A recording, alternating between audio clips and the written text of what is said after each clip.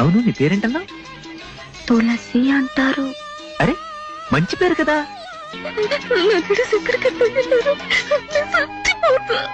ఏ పువ్వు ఏ తేటిదన్నది ఏనాడో రాసున్నది, ఏ ముద్దు ఏ మోవిదన్నది ఏ పొద్దు రాసున్నది.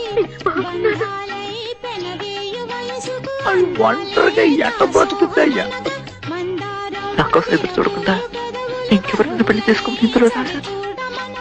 విడుదలవుతున్నానని తెలియగానే తులసి నా కోసం ఎదురు చూస్తుండాలన్న పిచ్చి కోరిక, అర్థం లేని ఆశ. ఆ అమ్మాయి ఇంకా మీకోసం వెయిట్ చేస్తుందంటారా? తెలీదు.